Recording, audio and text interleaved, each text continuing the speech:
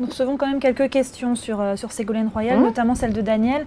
Malgré tout le respect que je lui dois, j'ai du mal à saisir comment, avec tant de conseillers, Ségolène Royal n'a pas mesuré plus tôt le rejet qu'elle inspire dans l'opinion. N'avez-vous pas le sentiment qu'elle s'est enfermée dans une bulle?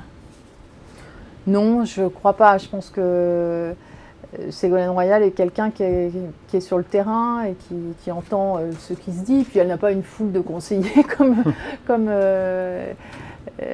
c'est dit là. Mais il y a peut-être, oui, des choses qui n'ont pas été vues, qui n'ont pas été comprises. Mais encore une fois, c'est toujours intéressant d'essayer de comprendre ce qui s'est passé. Moi, je l'ai fait au lendemain des primaires, je m'étais exprimée sur ce sujet, mais aujourd'hui, le temps actuel, c'est plus celui de se tourner vers le passé. C'est d'être profondément engagé dans la bataille de l'élection présidentielle. Alors on va terminer là-dessus, mais l'avenir c'est aussi les législatives. Vous êtes élu donc dans l'ancienne circonscription de Ségolène Royal, on le sait. Comment vous voyez son parachutage à La Rochelle ? Écoutez, je suis élue, comme vous dites, dans l'ancienne circonscription de Ségolène Royal parce qu'elle a fait, elle, un choix exemplaire que malheureusement d'autres n'ont pas fait, qui est de transmettre à une nouvelle génération. C'est quand même quelque chose de très courageux. Et elle ne pouvait pas revenir justement dans cette circonscription Ça aurait été contradictoire.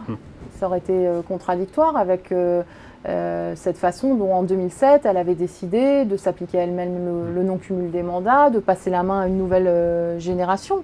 Ça aurait été complètement contradictoire. Donc c'est ce qui explique qu'elle soit candidate aujourd'hui à La Rochelle. Est-ce qu'elle ferait une bonne présidente de l'Assemblée selon vous?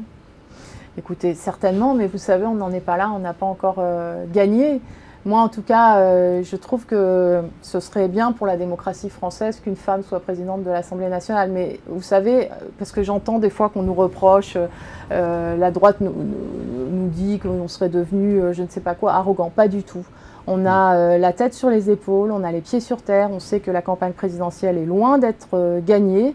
Il va y avoir l'entrée en campagne de Nicolas Sarkozy. Donc nous sommes sur le terrain, mobilisés, et nous savons que les suffrages se méritent. Donc on n'a pas encore gagné, on n'en est pas encore ni à composer les gouvernements, ni les futures présidences de l'Assemblée nationale.